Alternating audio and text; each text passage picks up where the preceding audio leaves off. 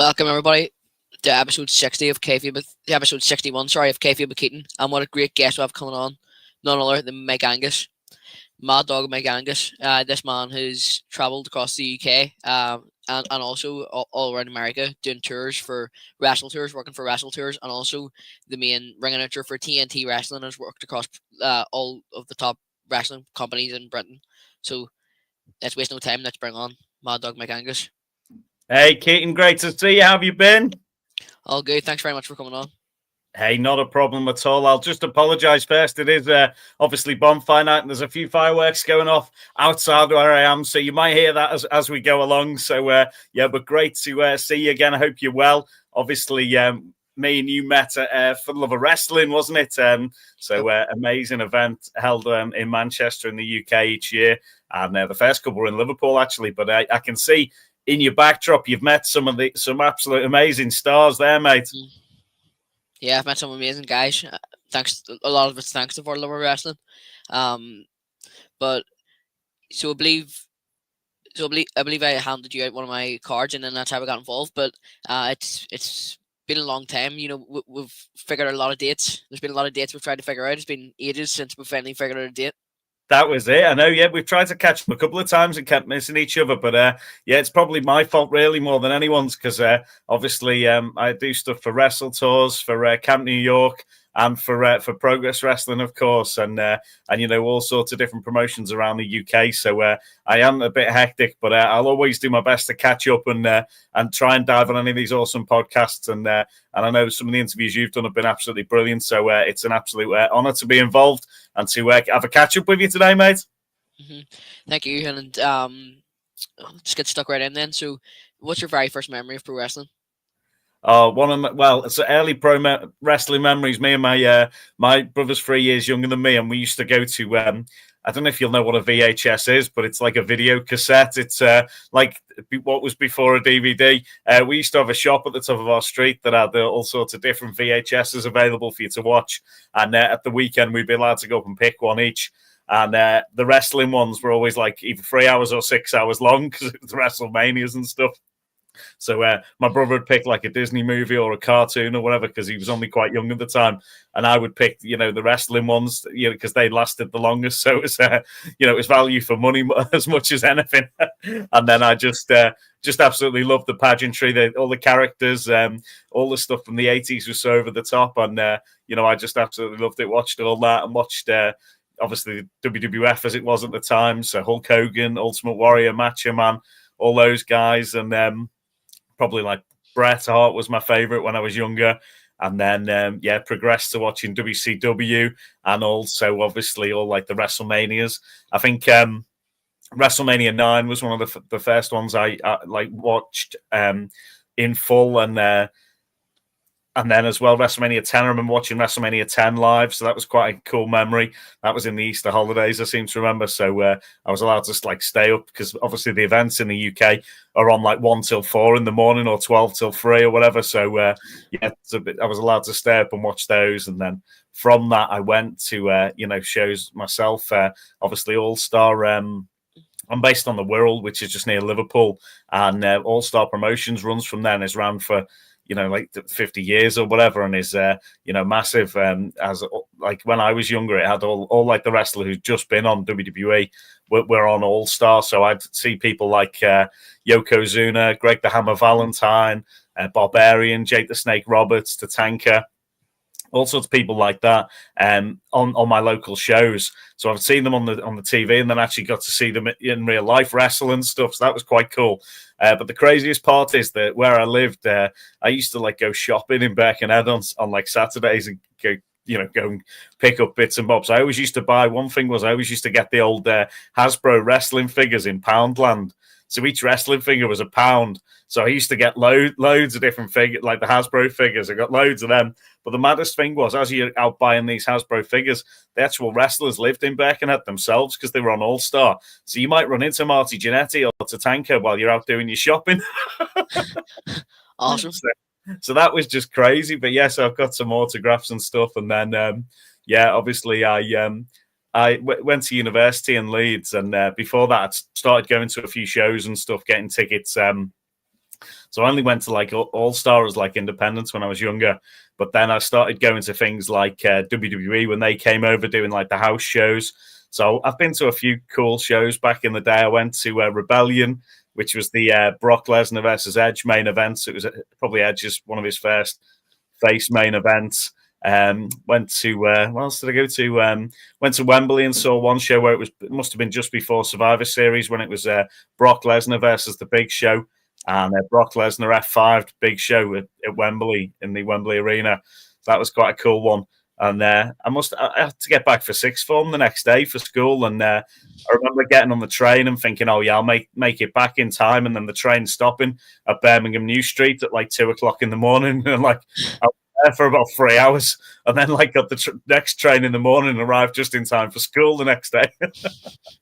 So yeah, went to some cool stuff. Went to Insurrection, and then when I graduated from university, I went to WrestleMania 23. So that was my first WrestleMania I went to, which was in Detroit. So had an amazing time at that, and I've been to quite a few since. I went to WrestleMania 28 in Miami, and then obviously I've been to the last 3 WrestleManias working with WrestleTours, so helping some other people live their dreams and get to see all their favorites and meet all the stars they want to meet. You know, I've been so lucky, like same as yourself, to meet all like the wrestlers who were my favorites when I was growing up. So it's been great to interact with them and talk to them, and you know, sit under the learning tree with some of them, and you know, hear some great stories. So that was you know, I've been very lucky in that and blessed in that way to get to meet these guys and gals who are you know, who everyone loves. So it's great.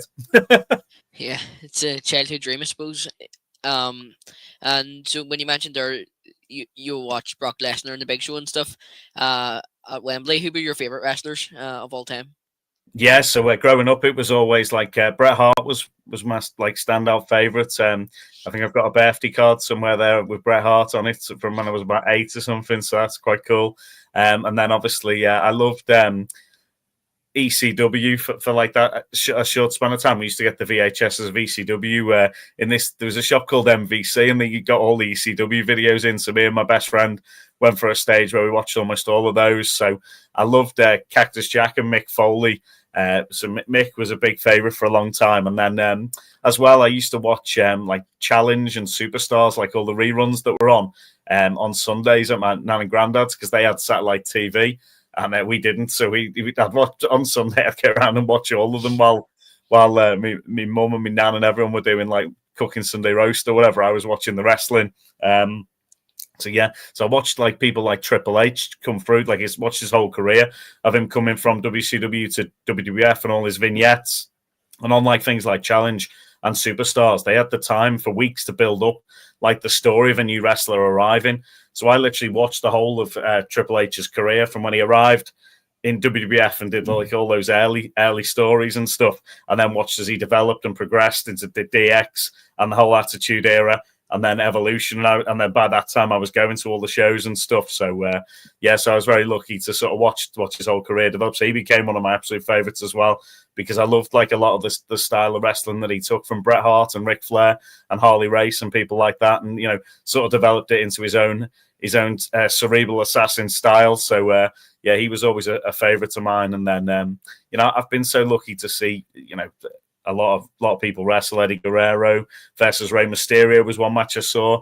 I saw Ric Flair fight Edge on one show, which was crazy. A match because Edge was full on heel in that one, and Ric Flair was the face, which is a bit of a switch around. That's when the UK they can get away with doing stuff on house shows. And Edge wrestled half the match doing the you know, when Ric Flair does that move where the person goes up to the top rope and gets thrown off the top. He did that, but Edge had already had his trunks pulled down about 5 minutes before, like in like a Shawn Michaels style ladder spot. So Edge wrestled off the match with his pants down, with his bum out. So that went down well with the audience anyway, especially when he's getting flung about like that. So yeah, so I've seen some interesting matches. One of my favorite ever matches actually was Insurrection in 2003, the main event. It was Kevin Nash versus Triple H as the main event. And earlier on in the evening, Stone Cold Steve Austin made it a street fight. It was my first time seeing Triple H and Kevin Nash in person. And Ric Flair and Shawn Michaels were in the corners of each one. So they were obviously the managers, so they weren't getting involved. But within about a minute of the match, Shawn Michaels and Ric Flair were in the ring as well, scrapping. Referee had lost control of everything. And after about 2 minutes of that, Ric Flair was completely busted open. And I was right at the very front. And Ric Flair flicked a load of his blood in my face. So I was like, you're proper involved in the action. And Triple H got back body dropped on the ramp, which used to be like a solid steel ramp. It was absolutely no give whatsoever. And yes, I've got some cool photos of that because I was right at the front. And that match just stuck with me as one of my favorites, just because it was such a Attitude Era style match, but with these guys who were absolutely larger than life. Kevin Nash is legit, was well over 6 feet tall, and Triple H was a monster at that stage. And to see Shawn Michaels and Ric Flair just causing havoc in person was just brilliant. But yeah, that's one I always recommend to people to go and watch, because it's one people haven't seen really. But with it being on Netflix now and so easily accessible for everybody, everyone can check that match out and probably see a young Maddog in the crowd getting blood lashed on him. Yeah, so you've had, obviously with you saying that there, you've had some very good memories with watching them matches with Triple H and some of the greatest of the games ever seen. So when you go back, can you remember that point where you saw it and you thought to yourself, this is what I want to be involved in? Was it when you went to the shows and the live matches, or was it when you first saw it? I think it was even when I was little. I was just oh, this is something I definitely want to be involved in. And then I went to all the shows, went to as many shows as I could, and a lot of my friends weren't really fans. A couple of my friends would watch it, and we'd go around to theirs to watch it in the evenings, or we'd go to the pub and then go back and watch it afterwards. Or even at university, we used to watch it with the American football team, and a couple of the other people would watch it. But I don't think anyone really took it as seriously as me. And then from that, I started going to watch independent shows in the UK. So I went to 1PW in Doncaster, which is quite near Leeds, where I was at uni. So I went, and that was when TNA had just really took off. So things like that, I met people like Jeff Jarrett, Samoa Joe, AJ Styles, Christopher Daniels, all that sort of style wrestlers, and actually got to see them in action for the first time. And obviously then from that, I started going to different shows around the UK as well. I went to Universal, was it called Universal Showdown or Universal Uproar down in Coventry? So that was a bit of a road trip. And Kenta Kobashi was on that show, and it was the first time Mick Foley and Sandman ever tagged together. So that was a bit of a wild one. And there was all sorts of different wrestlers on that who I'd not seen before as well. Anytime I went to All Star, I always used to see Jody Fleisch and Johnny Storm and people like Dean Allmark and stuff like that. And then obviously since then I've worked with those guys so many times and stuff. So it's great to see that I got to see them in action. Then I've been lucky enough to ring announce for them in the future and actually, travel with them and stuff. So stuff like that's pretty cool.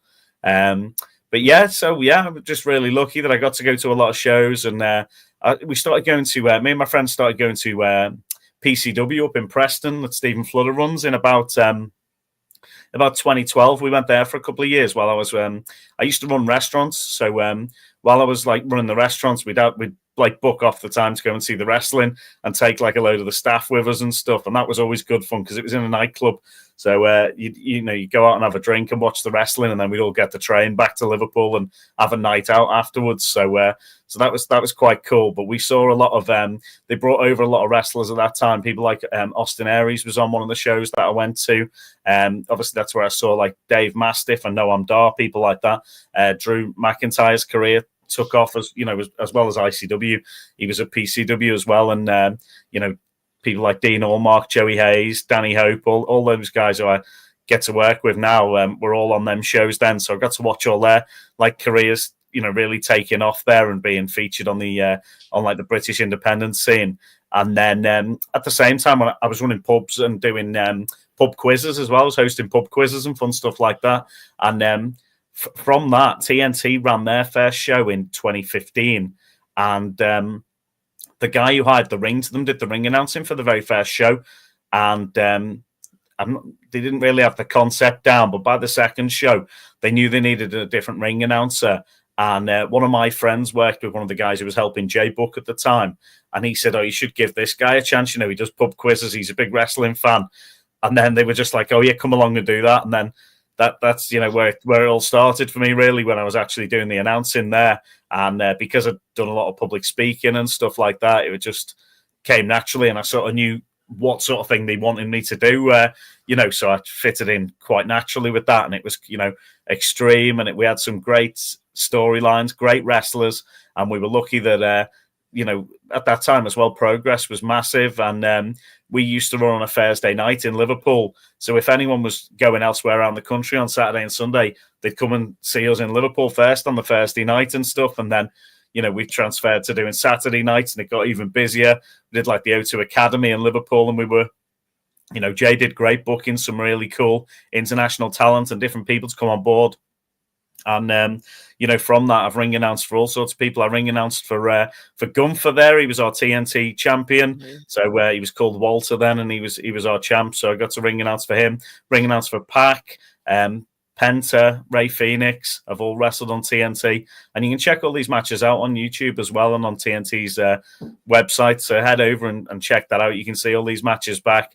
And, we had a great time. And one of the matches that really put us on the map, I think, was we had Will Ospreay versus Pete Dunne at TNT in 2017, which was a huge match at the time. And with them sort of working for different companies, Pete Dunne had just won the WWE UK Championship, and Ospreay was working out in New Japan at the time. So it was quite huge that we got them to face off against each other on an independent show, which was really cool. And because of that, we really lucky that a huge fan base there for that, saw that one, and then we just kept rolling from there. And, Jay Apter, who's like the mad scientist of TNT, he's booked all sorts of amazing shows since then. And we do, there's all sorts of different stuff, like Effie's Big Gay Brunch UK is hosted there. And then on the other end of the spectrum as well, there's a lot of deathmatch wrestling there. We've done TNT versus GCW, where I got to ring announce for GCW there.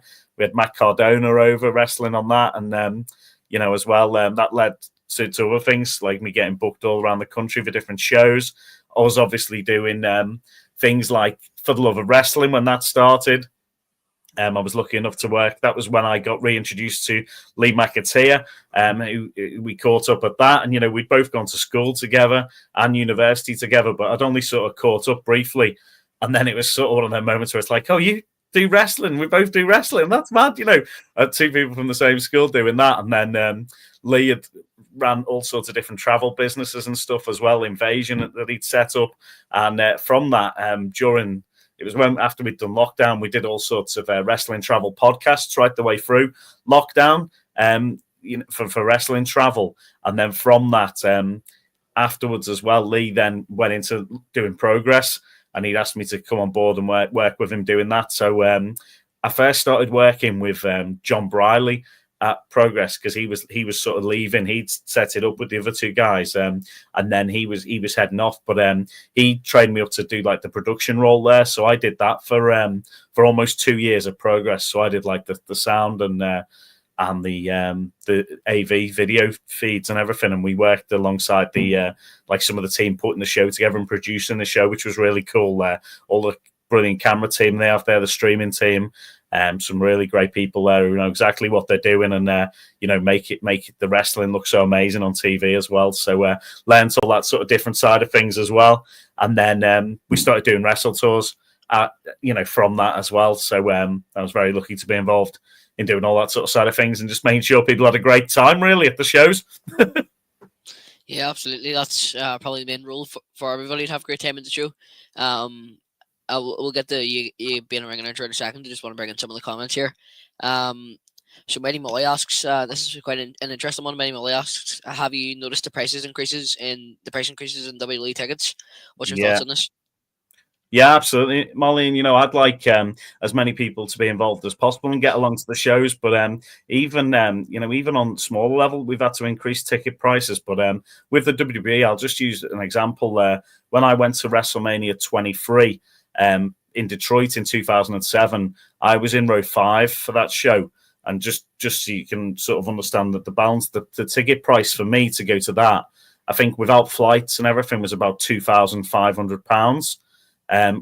Which is quite a lot, but I'd say I'd saved up money for that, and then ticket prices generally were about, I was still paying between sort of £50 and £100 for tickets even back then. So the price hasn't gone up as crazily as it could have done. But then I have seen, since TKO took over, I've seen a bit of a spike in tickets. But what we've done at WrestleTours is we've tried to keep our prices as fair as possible and try and make it so it's accessible for everyone to be involved in. So, our packages this year include 5 nights in Las Vegas, your tickets for both nights of WrestleMania and Raw and SmackDown tickets. And really, when you think of it, it's not actually that much more than what I paid back in 2007 for it. But if anyone wants to give me a call and I can quote them the exact prices and stuff and let them know all about it, but it's less than for us, it's less than £4,000 less than that to come to WrestleMania, even as an individual. So whereas I've looked and seen some of the tickets are a heck of a lot more expensive than that, and even for like shows in the UK and stuff, it is very expensive. My only thing is, I want everyone to be involved. But obviously, they've got, for them, their hand is forced. They've got to make a set amount of money. It's a business for them at the end of the day, and they've got to make that set amount of money. But for me, I'd want every single show sold out, packed to the rafters with people loving it, and I don't want to see people getting ripped off. So, for me, there's got to be a balance, and I'm not sure they've quite found it yet, but I think they know exactly what they're doing. So I think they will find that balance, because there's got to be that level as well where it's not... you want your fans who are passionate about your product there. You want them to enjoy it. You want them to be involved and love it. So, yeah, great question, though, from Mighty Molly there. Yeah, exactly. You do want them to be involved, but and also understand about the ticket prices. But the amount that has been raised, the amount of prices that's been raised in just about a year, are a bit crazy. Do you think that it should have been risen that much, or do you think that's just what they need to do for business? I think that's what they're... I don't even think it's necessarily WWE making the price changes. TKO. I think it's probably TKO who's saying, you need to be... This is how much, UFC or boxing or whatever's making, and we need to draw you in line with that. So it's probably... But as well, for them, it's a learning process, because professional wrestling is very different from any other sports, that's on the planet as well. It's got a lot of other elements involved in it.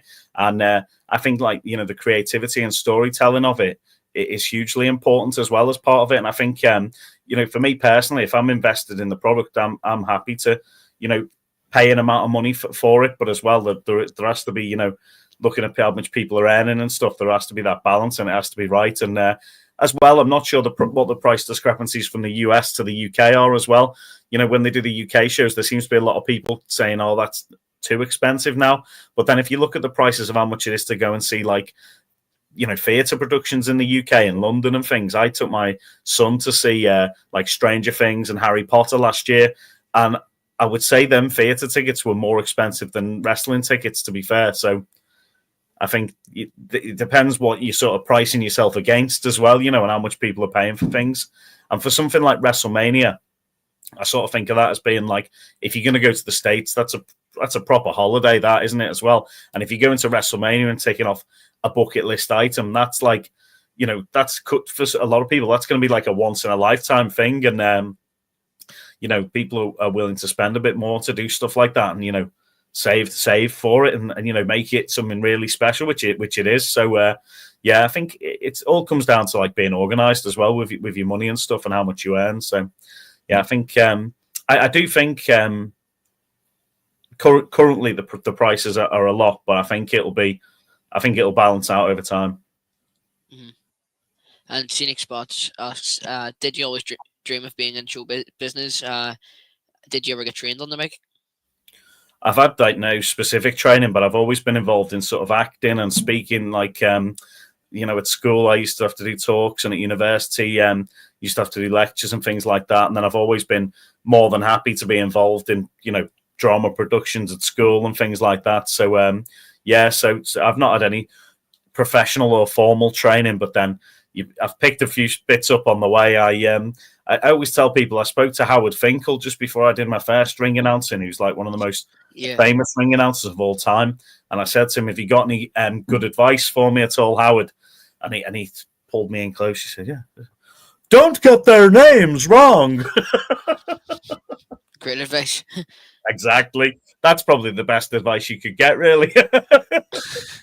So, and I've been lucky enough to speak to people like Lillian Garcia, Justin Roberts, a lot of, other great announcers obviously, MLJ from GCW was over when we did TNT versus GCW, and me and him had some good banter. We were doing like head-to-head ring announcing, which you don't often get to do. And then only the other week, this was our last show, Chapter 185, Jump in the Line at Progress. I made my Progress debut, which is quite exciting.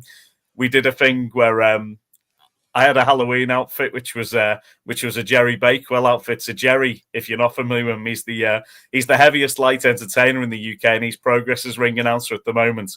So when I came out to start the second half, instead of him coming out, it was me who came out to start the second half, doing an impersonation of him, and then he came out and kicked me in the nuts, as does happen in wrestling, and unmasked me as Jerry Fakewell and booted me out of the ring. So that's awesome. Good story. All good fun, and I think I've been very lucky, and I'm happy with what I've done, and I hope that when we do the shows, the most important thing about the ring announcer is, not to get in the way of the wrestlers, to try and build up everything that's happening, make the story better, make the wrestlers' entrance better, and get the wrestlers the best introduction you can give them. And I think a few people have noticed my sparkly shoes and shiny jackets. I do tend to wear some snazzy stuff. I put a lot of effort into thinking, what would look cool in the ring, and, just trying to make the product look a bit different, and just trying to give people the best introduction they can get for their matches, and that, it hypes up the crowd. It helps, because if people know a bit about each of the wrestlers before the match, it always helps. I think it helps with what's happening in the ring. If you can, from my announcing, you can tell who's the bad guy and who's the good guy, and what's going down there as well, where they're from, bit of information about each person, and really hype them up. So I've had some favorite announcements I've done. Driller Dan Maloney is one of my favorite ring announcements we get to do. The Driller's absolutely smashing it over in Japan at the moment, and in the States as well, obviously. But yeah, I've been very lucky to work with some supremely talented people, and had some great announcements. There's some I can't even talk about, but there was one that was about 15 names long that we used to do, and I'd learned it off by heart and everything, and then that wrestler disappeared off the scene. So that was a waste of time learning all that. Exactly. So you've mentioned there, like, ring announcing for a while. I know you mentioned there that you said that you started working in TNT at the start. Was ring announcing your first job in wrestling, or was it something else? Yes, so I literally went straight in and did that, and then from that I'd been around wrestling a bit, obviously going to watch the shows and taking photographs from the crowd and stuff. I've always taken photographs and films and stuff. So I have loads of footage and videos and photos and stuff of wrestlers from over the years from as a fan. And then one thing I do think that I brought into it was I'm terrible for taking photos all the time of everything. People must be sick of me taking photos. But from that, I've literally got photographs of every single show I've done. I've got photographs that I've taken. I've got selfies with everyone. And everyone always jokes, oh, you've got to have a Maddog selfie or whatever. But then I've seen so many other people, because back in the day, that wasn't something that was really done backstage. People wouldn't take photos. They'd think that was, mark behavior or whatever, and wasn't cool or whatever. But now I see so many people now taking photos and enjoying themselves, and actually, the camaraderie backstage is massive. But it was always sort of a bit I know you're Kayfabe Keaton, but it was always a bit Kayfabe backstage as well. And it was probably frowned upon, people getting photos and stuff. But I've been lucky enough to just break that wall down a little bit and be like, as long as there's certain stuff that you can't put out on social media, that's a photo, but I've still got a photo of it. I just don't put it out online. You know what I mean? But there's as long as you're still, sort of keeping that care, and it's sound, I think, to get photos with your comrades who you're working with and stuff. And from that, I've got enough photos to make a photo book. I'd say that, to say the least. And I've probably got enough fun stories to write a book now. Yep. So you mentioned there you love taking photos, and then after that, you went into ring announcing. So how did you network and start working for other companies? Yeah, I just found after I started doing the TNT announcing, people were like, I was like synonymous with TNT from then on in, and people would be like, oh yeah, he's the TNT ring announcer. And then other companies locally reached out to me. So after TNT had been running for about probably 2 years, Wrestle Island on the Wirral started, which was Jody and Peter Blackham running that one. And they reached out to me because I'm from the Wirral and said, would you be able to come and do this? So then I started doing Wrestle Island as well and ringing out for them for their sort of first six or so years. I was ringing out all their shows, doing TNT and Wrestle Island. And from that, other promotions around the UK reached out to me. BWP, I was doing Britannia Wrestling Promotions for a bit, did some stuff with All Star, obviously with them being local to me, worked closely with the family and stuff. And I'm just, from that, you do network and you do meet new people, and the more you can help people in wrestling, I think the better it is, really. And that's generally what I try and do. I try and give great ring announcements when I'm doing that, try and get photos and grow the social media and try and promote people so other people see them, and just generally help people out as much as possible. And like when it came to like lockdown and stuff, I felt like I was sort of reaching a real crescendo. I was doing stuff all over the country every weekend. I was starting to get more and more stuff, and then lockdown really put a halt on it.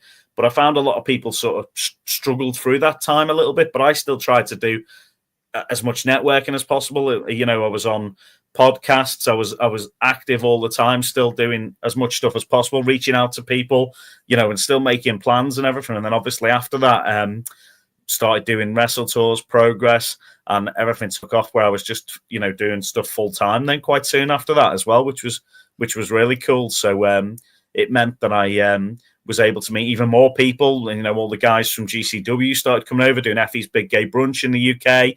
We had people over for Progress. We started working a lot with the people from AEW who were coming onto the shows. Met so many great people. One cool thing was working with like Hooked on Wrestling. So I was hosting like Royal Rumble and WrestleMania parties in Liverpool. And they brought some amazing talent over, meeting people like, Fred Ottman, Tugboat came over and worked with them. Brian Clark, Adam Bomb came over, and then as well with that, we could integrate bits of storylines and stuff we were working with. So we had Tate Mayfairs from TNT in Progress fighting Adam Bomb on stage at the Wembley Box Park and stuff before the Royal Rumble screening and stuff like that. So just, introducing people to different people and that working their way up. And then, we did, obviously when we've been in the States for WrestleTours, we've done WrestleCon for Progress as well. So we've met sort of all the legends and, people are there. And from that as well, meeting like young up and coming wrestlers from all over the world and being able to act as like, not a talent scout as such, but seeing their talent and being able to link them up with the right people to, further their careers really. So I like to try and help people like that. If there's, if there's somebody I see, I think this guy's going to be a star, I can put a word in with somebody and suddenly they might end up being on, a full couple of months of wrestling all around the country on camp shows and stuff around the UK. So that's one really cool thing. I can help other people as well. So there's people who have, watched come right the way through, and they're absolute stars now. I've been really lucky in that aspect of it. And, there's people working on NXT and WWE who we've worked with in the last few years, and then they've, crossed the pond and are working over there. And it's absolutely, that's one of the best things to see people who you've worked alongside and seeing them, when they couldn't even do a headlock or whatever, and now they're on national TV wrestling all over the world. And it's like, that was like, you've watched the whole development of their career and them go strength to strength to strength. And there's loads of people who are like that. So I've been privileged to be in that position where I've been able to, know these people and actually, help guide them and help them. So that's been something that's really rewarding from it, really, Keaton, to be fair. Yeah, that's awesome. And the UK scene's really, really growing. Like Rev Pro and Progress and TNT, as you said, there is getting really big as well. Everywhere in the UK is just awesome. North Wrestling, stuff like that. So you've obviously worked as a ring announcer for many of them promotions. So I'm just going to bring in this comment because it has a topic on what we're talking about here. So Baga asks, who's the biggest or best British indie company?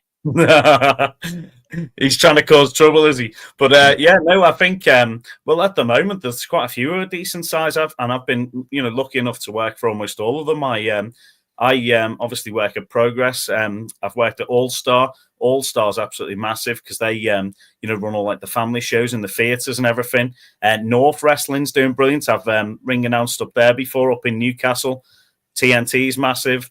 I've ring announced for ICW up in Scotland before, and Rev Pro's doing great stuff at the moment, traveling all over the country, putting on shows as well. So I think there's a couple up there who are all really, really great. And I think a cool thing is that a lot of people now working together in the industry to just try and make the shows the best they can be, and I think the more people help each other out, the better. And it's better for the wrestlers as well, because it means they've got more shows to wrestle each week and everything, which is, it gets them better, gets them more reps, gets them improved on the mic, and it means that, they become more athletic and they're working their way up all the time. And, every show matters, though. There's smaller shows around the UK as well.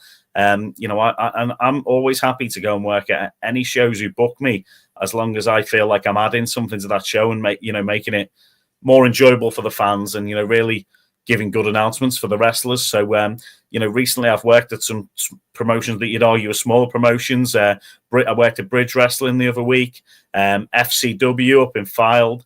I've done shows for, Tidal in Huddersfield, all sorts of different promotions around the UK. Top Rope Wrestling in Burnley, Burnley Pro Wrestling as well. Loads of different wrestling promotions all around the country. And in the next few weeks, I'm working at PW this weekend, which is in Stratford upon Avon. Back at Wrestle Island on Sunday, so hometown return at Wrestle Island at the weekend. And the week after that, I'm at Burnley Pro Wrestling. And then Progress has got a show in Manchester. So there's stuff going on wherever you are around the country all the time. And, it doesn't necessarily matter who's the biggest, as long as it's improving everywhere. And we, all the shows are doing well. And, obviously, for business-wise, it's important that, the shows sell out as much as they can, and that the shows are as entertaining as can possibly be, because the main thing you want is the fans to have a great time and to keep coming back and to wanting to go to more wrestling shows and wanting to, see these. There's so many wrestlers around the UK, but to see them progressing and, becoming stars is what we're all about. And to make sure that they can make a living in a safe environment and keep progressing that wrestling, just telling good stories and making the wrestling as entertaining as possible. I think that's the most important thing. So, I think, great question though. Yeah, you name dropped a lot of promotions in the UK that you've worked for. Is there any that you're looking on at the minute that you'd like to ring announce for that you haven't done yet? Well, I haven't ring announced for Rev Pro before. I haven't done commentary with them. They're doing great at the moment all around the South Coast and stuff. But there's, I'm happy to work anywhere, as long as I said, it improves the product and helps them out. And I'm trying to think of other promotions I'd like to work with. There's places around the country that I've not worked, like down in Cornwall, shows in Brighton and stuff like that. And because I'm sort of situated in the Northwest, I don't generally get to do that many down there before. I've been lucky enough to ring announce in London before. I haven't actually ring announced up in Scotland. I did ICW's show when they were in Manchester at the Horror Rock and Wrestling Convention. So I'd be happy to pop up to Scotland and ring announce up there. As I said, I've done North Wrestling a couple of times when Tom was away. Tom Campbell, great ring announcer. And that's the thing as well. There's so many great ring announcers about, but we hardly ever get to catch up with each other or actually have a conversation, because there's only ever one of us at a show, Yeah. There's not many shows where you have two ring announcers. That's why that thing with Jerry Bakewell the other week and Jerry Fakewell was one of my favourite things I've done, because it's not often, you'd ever be able to pull anything off as fun as that, and it be, a wrestling story and also, something that's quite funny as well and realistic. That was cool. But yeah, there's so many great promotions around the UK, and if, wherever you are, make sure you get along to one of them. What's your local Kayfabe, Keaton? Is it OTT? Do they do Belfast near you? Yeah, they do Belfast shows, but OTT is great. I'm not taking anything away from it, but I prefer to go to like more of the shows that have more action and stuff. So I go to a promotion called NIPW, Northern Ireland Pro Wrestling. Have you heard of it? Oh, great stuff. No, I've not had a chance to get over there. But one of our guys at TNT, Ben, he runs a lot of stuff. He runs Off the Page Wrestling now, which is like based in around the Northwest area. And also there's a Crackdown as well, which is another promotion that they're running. But as well, I feel like at one point they were looking at going and popping over to Northern Ireland to run some shows there. I'm really interested in doing stuff with TNT, but I know sometimes it can be a bit old school and people don't want to step on other people's toes and, go into their territory and invade. They don't. Sometimes you still get old school mentality in wrestling where people are like that. But I think with people working together more and more, I'm sure there's opportunities for people to do big shows, crossover shows and things like that. I would love to see like ICW versus Progress or like TNT versus North Wrestling, and there's, especially like TNT worked with Rise Wrestling at one point back in the day. And, the guy who runs Rise was on TNT and they did a couple of storylines and stuff and it was great. But I feel like stuff like that where the fans can be, where there is like a war going on, like the invasion in WWE, everyone always talks about that. It being like sort of a failed version of that in a way. It was just sort of unlucky with a lot of the guys at the time and how it went. But I do think there's opportunities all over the place for people. And, if you can link stuff up, like obviously when we did TNT versus GCW, that did really well. And you can still go back and watch that on Fight TV now. And, it's great, really good action because people from each company are taking on each other. So yeah, I think stuff like that. There's so many opportunities there for people, and I do think that's exciting when stuff like that happens. I think people love it. So yeah, that'd be something I'd put out there. Yeah, there's some great promotions there, and I think an invasion in even just the UK, all the promotions going against each other would be amazing. But so then. When you done Ring Announce, and then you went to WrestleTours, and I know you wanted to promote this here. I haven't really got a chance to, but this is the WrestleTours link at WrestleTours.com. So how did WrestleTours all start up? Yes, so WrestleTours, Lee and Martin, who own Progress, own WrestleTours as well. And basically, Lee had already set up Wrestling Travel back in the day, which was a wrestling travel company that went to all sorts of different shows in the States and gave people that opportunity. And WrestleTours is like a hybrid of that, based in the UK, obviously. And we take fans from all over the world to WrestleMania each year and try and make it so it's accessible for everybody, and it's a decent price point really for them, and make people be able to get to the shows. So this year, well, I'll just tell you, in the past, obviously, we've been to WrestleMania 39, which was in LA, WrestleMania 40, which was in Philly, and last year we were at WrestleMania in Las Vegas at the Allegiant Stadium, which was absolutely amazing. And this year for 42, we're returning back to we're staying in the same hotel we stayed at, which was the Park MGM. We had an absolutely epic time, and yeah, we're going to be staying there and obviously going to the show again. So our trip this year is 5 nights. It's the 16th to the 21st of April. And obviously, when you arrive, you get your taxi from the airport. We meet you at the hotel. And from there, you get all your WrestleTours merch and you meet the gang. And from then on in, there's not just you on your own going to WrestleMania. You're with a group of like-minded people who are all going to go and enjoy the show. Last year, we had Progress as part of the collective. So when people arrived, Progress was basically on that night at midnight, so our fans in the UK could watch at 8 o'clock in the morning. And yeah, we ran our show then, so people got to come and see our show in the States. And then, they went to WrestleCon, they went to WWE World, and we took them all to SmackDown in the evening. And Lee last year got everybody NXT stand and deliver tickets as well as just an extra treat on part as part of the package, complimentary. Sent them all to that, so we all went to NXT at 8 o'clock in the morning. We all walked to WrestleMania. It's only like a 15-20 minute walk from our hotel. Literally, we cut through New York, through the Excalibur, and then round the back of the Luxor, straight onto that road that took you over to Mania.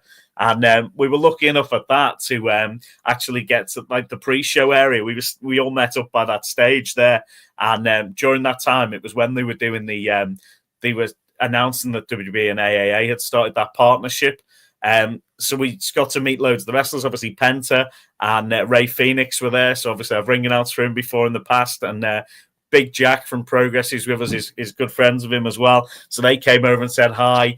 Vikingo had just been on Progress with us in the January. So he came over and was chatting away. All the guys got to meet Stephanie Vaquer. Triple H was there. There's a couple of cool photos of like Wade Barrett is on the back of the golf cart with Pat McAfee as two of our guys who were with us are just in their WrestleTours t-shirts giving a thumbs up, and he's in the background crashing it on a golf cart going past.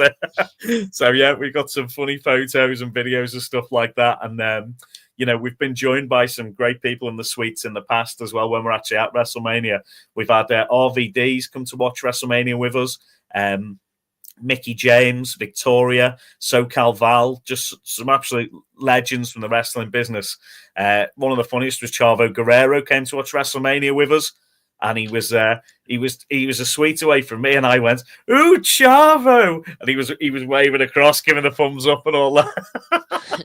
So we always have a good time though, and it's this year we were in the suite next door to the NXT suite, so all the wrestlers who we'd seen in the morning wrestling on NXT were literally in the suite next door to us. So Sol Ruka had won the ladder match, and she was celebrating with her title belt, taking the photos and everything, and we saw them on Instagram, and you can see us like right next to them. So but it's such an amazing experience. If you've not been before, it's definitely worth doing. And the rooms we've got at the Park MGM have 2 large queen beds in them, so arguably we could fit 4 people in the room if they're happy to share beds or whatever.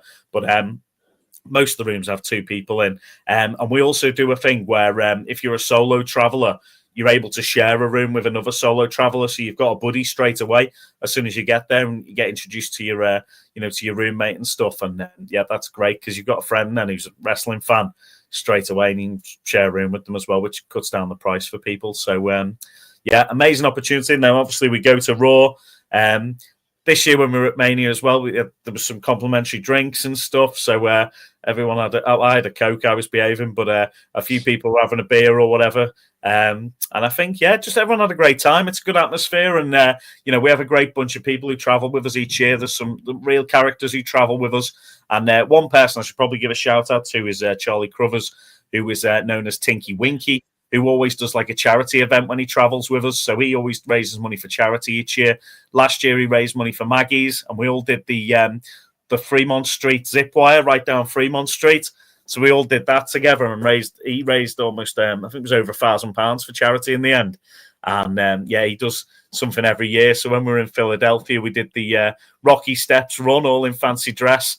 So we ran from our hotel all dressed in fancy dress. We had Where's Wally, Henry VIII, the guys dressed as Sunshine Machine, all with us. There was even a Lana Austin lookalike there as well. But we all went. It was amazing. Raised loads of money for charity, and it was epic. Yeah, it was great fun as well. But if someone wants to go to, let's say, WrestleMania 42 next year, what great experience, or what will be one thing that an amazing experience that they won't get if they travel alone and don't travel with WrestleTours? What is one experience that people that travel with WrestleTours will get? Oh, I think it's just like the WrestleTours family. There's so many of us who go, and it's a great bunch. And obviously, we our actual team really do our best to look after people and just make sure they have a great experience. So if you have a look on if you head to our webpage, obviously you can see some of the testimonials that people who've travelled with us have put, and a lot of them mention, it's great to be part of the team and everything. And we always do our best to make sure, if they can meet wrestlers. Progress wrestlers were with us this year, so they got to meet a lot of them. We did like an exclusive Q&A with stars of the future. So it was with Leon Slater, Mike DeVecchio, and also with Charles Crowley. So 3 people who are going to be, just household names in a few years. And, Mike made his debut on NXT last night, if I'm not mistaken. Leon's absolutely smashed it as the third Hardy brother.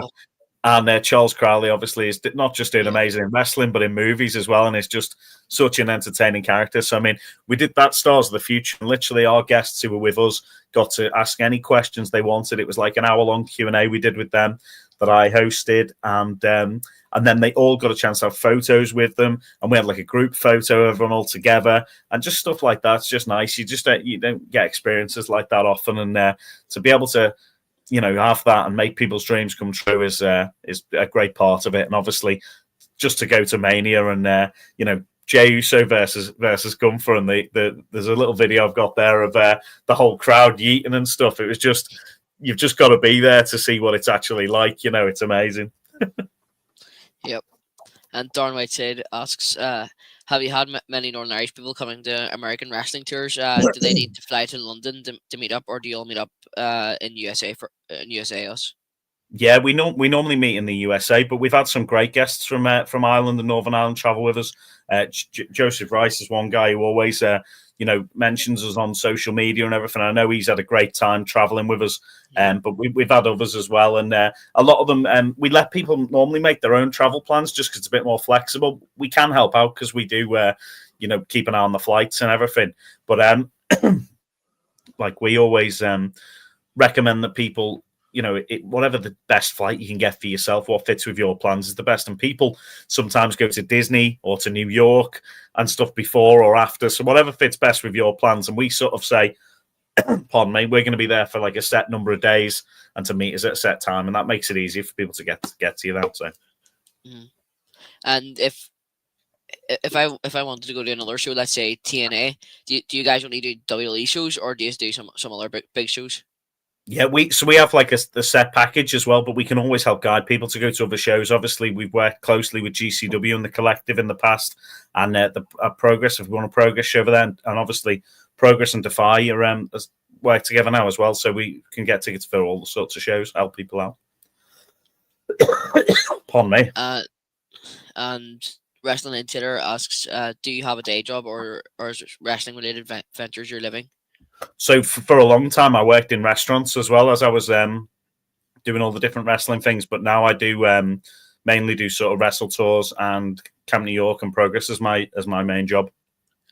And then I do different ring announcing and stuff every weekend, or wrestling related things. I'm always at shows watching up and coming talent and trying to support everyone on the scene as much as possible. And so I'm always generally doing something to do with wrestling and like an ambassador's role or some sort. Yeah, awesome. I have some pictures here that I'm going to bring in, just which is related to this topic. So I'll go for it. Yeah. 1 minute.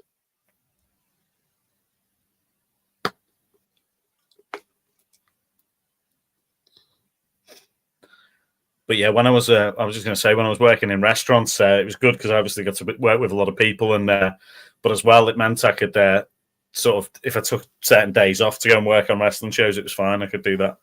Just plan ahead. Yeah. Sorry, one thing. No worries. QR code. Get that scanned. Is that for your other 60 episodes? Yep. So here we go. This is the first photo here. So this is you and the Undertaker. Was this while you were working for WrestleTours? That's a classic. That is, it was when I was the very first for Love of Wrestling. So I've actually got a wrestling travel T-shirt on that day. So I must have been working for them guys. And it was very lucky to meet the Undertaker. And the thing I noticed was I sort of put my hand on his back to have the photo, and his back was so muscular. It was like, oh, he's massive, especially for his age now. Yeah, and he's a class act as well. We saw him drinking at the bar that evening. He was very polite, chatting away to people as well. And the guy bought him a drink, and he had a drink with somebody. He was, absolute class act. And you always see videos and documentaries and stuff of him, how he's like the locker room leader. And I know he sort of does a few more documentaries, a few more like interviews and podcasts now on his own podcast, but it just shows what a class guy he is. And obviously, absolutely brilliant. One of my favorites through the years. I've got still got my Undertaker DVD collection somewhere there with all his best matches on. Awesome. And for WrestleTours, how do you get like more of the meet and greet? So let's say if Stephanie Vaquer was there, how do you set up that meet and greet? Oh yeah, well the meet and greets we tend to do is with like sort of ex-WWE guys, WWE people who are on the rise, new stars coming up. But if you're wanting to get along to the meet and greets now, they do all of them at WWE World. So we just try and help guide people to when they go on sale as best as possible, because they can limit them to like a set amount. For example, I was talking to some fans this week. There was one guy who really wanted to meet Randy Orton, and we'll always do our best as a group to try and help people get the tickets they want for stuff like that. So we'll let them know when they're going on sale, generally how much they're going to be. We always help guide people to that. Was it when we were in Philly? Some of the guys had a group that they were chatting on, and I think they did a thing where Hulk Hogan was going to be doing a photo signing, and out of I think there was 100 tickets going on sale, and out of our group, I think 20 of them got the tickets because of the guys orchestrating it and making sure that they got them, and that was who they really wanted to meet, and they got there and they met, and that was with some of the guys from HWO who go with us and just absolutely smash it and have a great time, and they helped orchestrate that for loads of our guys to go and meet them. So I mean, we love stuff like that, especially when people wear the WrestleTours merch and meet a legend and stuff. Like there's quite a few of our fans who come with us, send pictures over and stuff, but people like Joseph, he will wear his WrestleTours top and then meet Stephanie McMahon and Natty Neidhart and put the pictures out and stuff. It's like, that's amazing for us, because it just shows that our fans are getting to meet their favorite people. That's what we love to see, that people's dreams are coming true when they're traveling with us. So can't go wrong. Yeah, Joe does so many meet and greets. Oh, he loves it, and he's a great guy. And Stay as well, who they've traveled with us before, and honestly, it's nice that we have just such a great bunch of people in there, who like to come to our shows, and they support us at Progress, and then they come to WrestleTours with us and just have the best time. And we, there's been times where we go off for meals and stuff while we're there, and everyone has a drink, and that just has a great time. And in the daytime, if there's a free hour or two, we're all around the pool and stuff, having a laugh. And it was nice enough last year to get a bit of a suntan over there. And so, what's been your favorite experience with WrestleTours? Been your favorite country or favorite memory? Oh, we've had some amazing times. That run where we ran up the Rocky Steps was amazing. That was great. WrestleMania 40 in Philly, when we went to that, was brilliant. They built up from WrestleMania 39 to 40 so well, I thought, and just told that story. It was just so well orchestrated. It was brilliant. And then just Vegas is just amazing when you go there. If you've not been to Vegas before, it's definitely worth checking out. For some reason, I just never fancied it, and then me and my friends went in 2019, and I was just like, "This is amazing. Why didn't I fancy going here?" I don't know what I thought it was going to be like, but it's absolutely epic. It's larger than life, and from doing WrestleTours as well, with meeting all the people, we've had some other great experiences where we've even had people getting engaged at WrestleMania.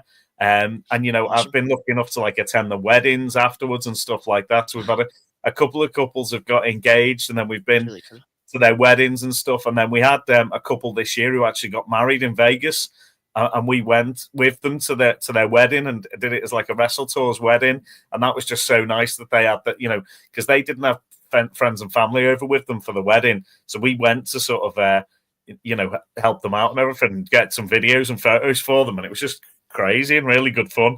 And I think they really appreciated it. So that's nice. Yeah. Do you think WrestleTours is like a big family? It is. That's exactly what it's like. And then the cool thing is you see people around the UK then when you come back to shows and stuff.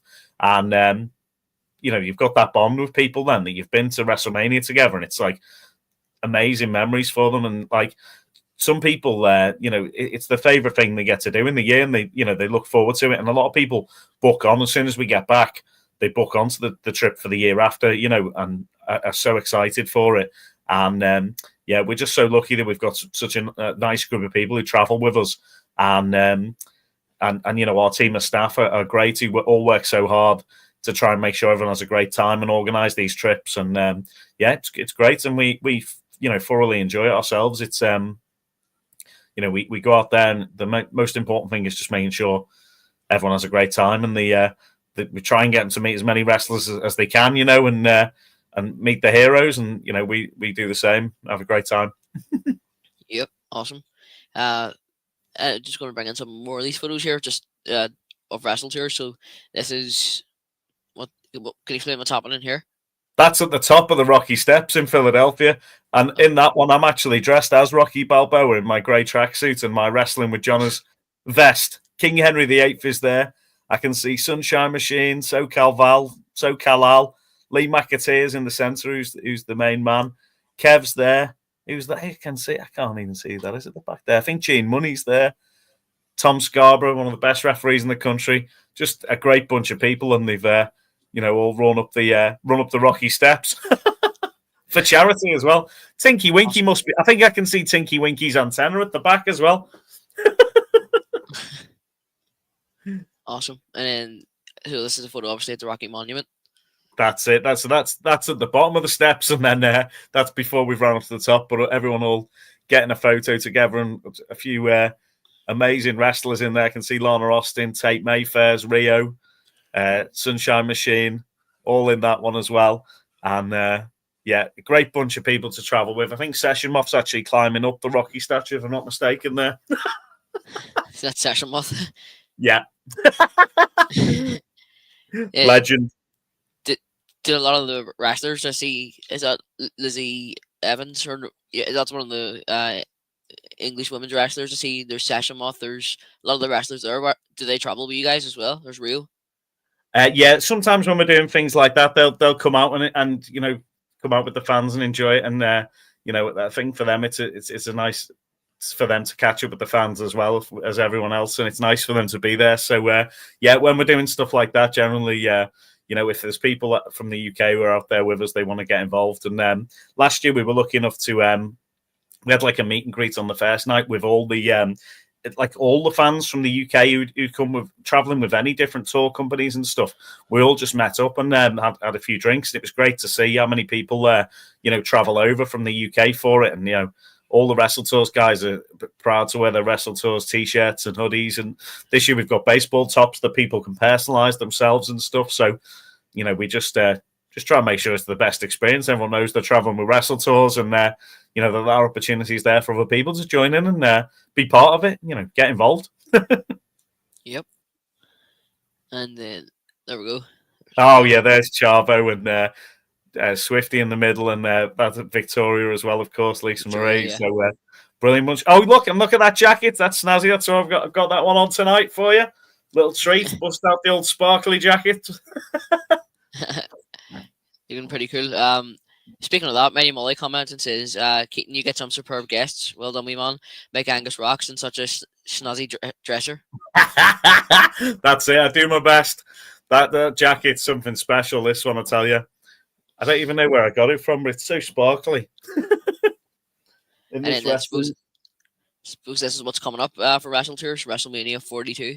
That's it. That's the one. Yeah, cannot wait. And I was really excited because Aerosmith are my favorite band, and they announced that Aerosmith's the theme music for it. So that's quite cool. You just never know. There might be a bit of a performance going on there, but that'll be pretty special. Awesome. And at that show, what should people expect, and why should they choose WrestleTours instead of flying alone? Oh yeah, because we have such a great time, and we have VIP suites for WrestleMania itself, so everyone gets to sit together in the VIP suite, and we have such good atmosphere there and great views where we're sitting as well. And we were there last year, so we know all about it now. We know how to get there the quickest, easiest ways. And last year as well, we got did the pre-show bits and then got you straight in because we have a VIP entrance, so you don't have to queue up for hours outside. We literally go straight in, get to our VIP suite. There's normally maybe a welcome drink, welcome canapes or something. Last year there was some WWE cookies that they'd gifted us.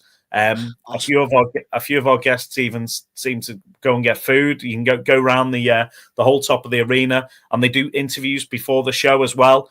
And we were right by where they were happening, so we got to see meet Stephanie McMahon close up, and I was chatting to one of the makeup team as well, which was really interesting. Because it takes so much to plan and organize such a big show like that. And we had the camera crew and the guys who do the lasers for WWE were in our hotel, so we got to chat to them in the evenings. And those guys, it's such a massive show for them but then they want to enjoy themselves after. So when you're walking through the hotel, they're all, playing roulette, having a drink, celebrating that the show's gone so well for them and stuff. So we got to catch up with them.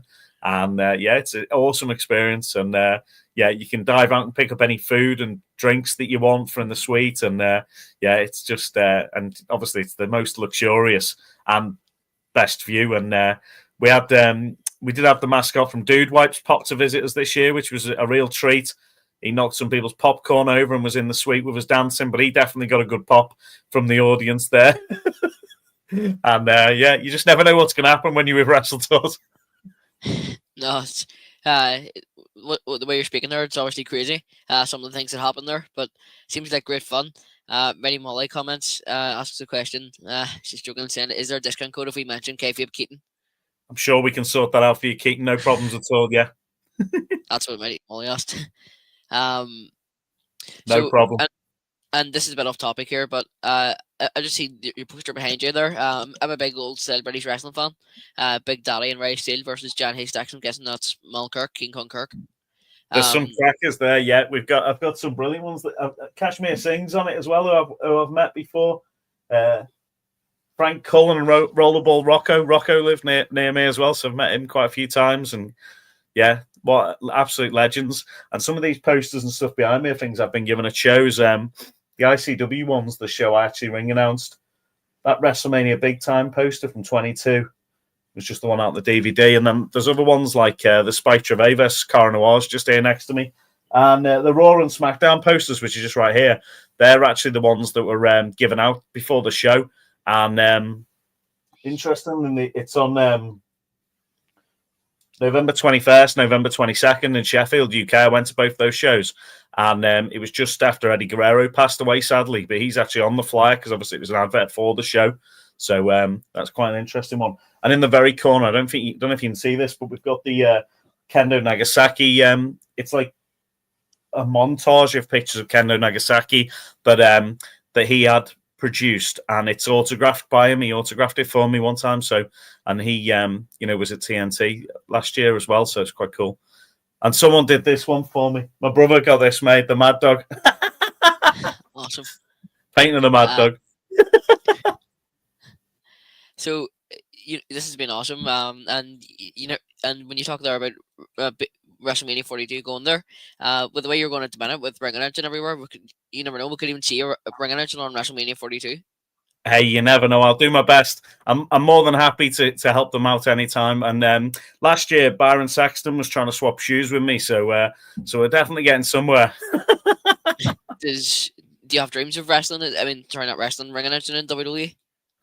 Oh yeah, I would love to get over to the States and do some announcing over there as well. But there's sometimes there's other priorities, and you can't necessarily do everything. We'll have to see in the future though. Never say never. Yep. And to keep up to date with Mike Angus and his ring announcing and stuff, you can get your tickets for Progress Wrestling at progresswrestling.com ticket, and the same for TNT Wrestling, www.tntwrestling.co, www.tntwrestling/wrestling.co.uk. And again, WrestleTours. Again, I highly recommend doing this. Seems like great fun from the experiences you've shared. You can get that at WrestleTours.com. And then again, you can take a look at Mike Angus's Maddog Mike Angus's stuff on I've Twitter. got loads. Twitter and Instagram are the main two, on Facebook as well. But I was going to say, I'll tell you what we've got coming up in the next couple of weeks that you might want to check out. Obviously, if you go on Demand Progress Plus or on Triller, you can watch Chapter 185 now, which is where I made my Progress debut, which is Jumping the Line. That was Darius versus Leo Rush. Was an amazing matchup on that one for the Progress Men's World Championship.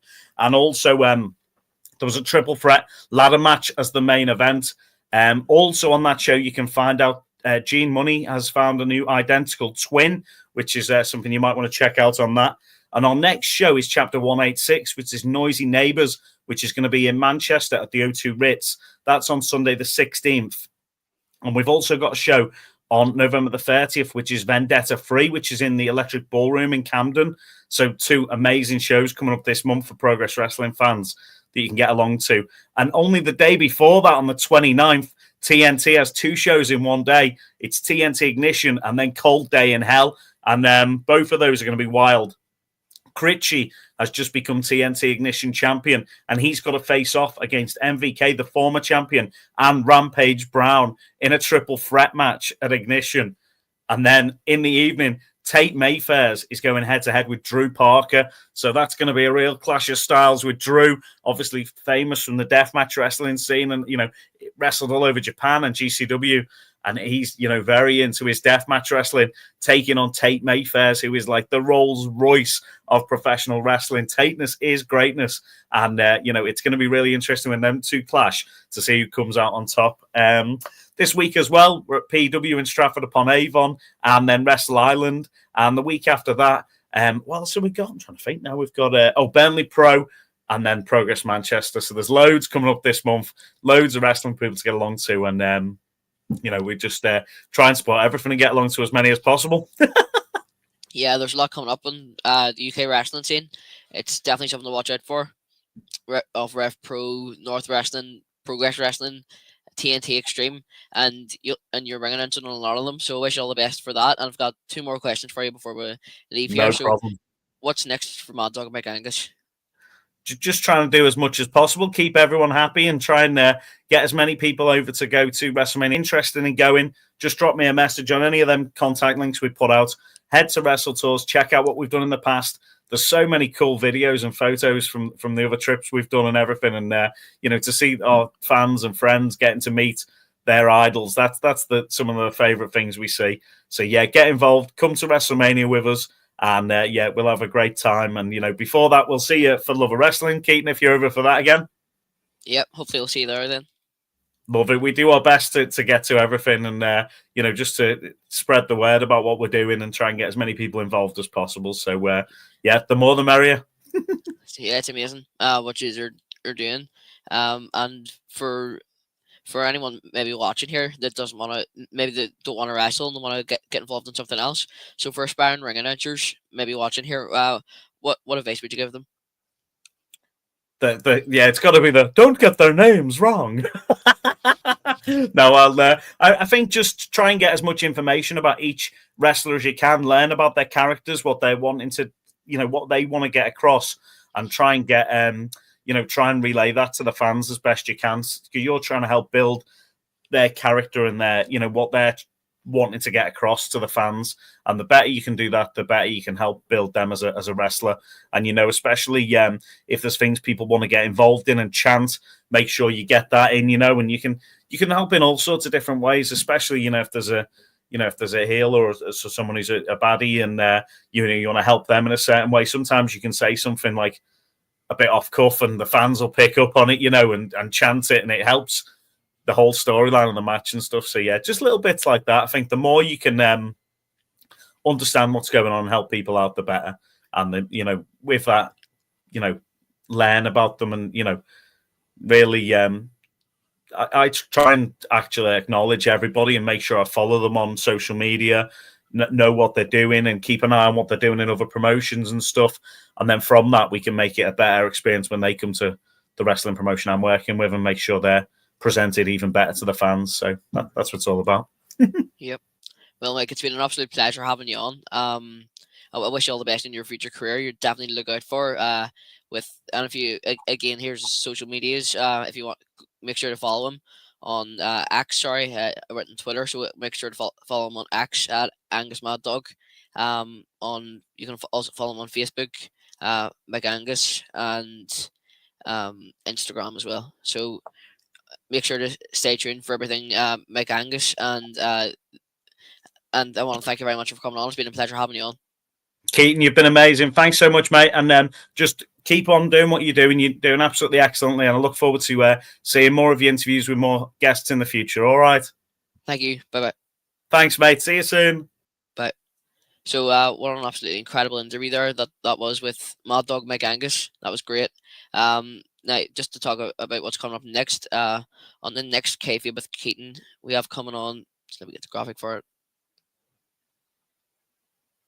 Irish Davey O'Hannon. This guy is a true legend in wrestling. He's worked with the likes of Mick Foley, even had matches with Bruno Sammartino. He's been involved with the NWA and the AWA, and then was involved with WWF and WWF. So he's been involved in a lot of promotions. He was a legend in them days of the 70s, so it'll be great to hear his stories about wrestling with these legends, and also his legendary stories as well with working with Vince McMahon and people like that. So that's on Sunday, 16th of November. Make sure not to miss that one. This will be an absolutely amazing one, and it will be 2 p.m. Eastern time. So don't miss that one. And then coming up for our indie shows of NIPW, the next NIPW show, we'll have some great matches coming up, including the instant title challenge. So this is, you get a title of any opportunity, where the Ricky Henry goes up against Ken Cutler, Ben Nelson, and Chris Mercer. It'll be a banger of a match, and that's all at NIPW. Breakout 10. That's Sunday, 30th of November, and you can get your tickets for that show at nipw.sumumpstore.com. So this has been an absolutely amazing show, and I want to thank everybody for watching. I hope we will see you on the next one for Irish Davey O'Hannon. So thanks all for watching, and goodbye.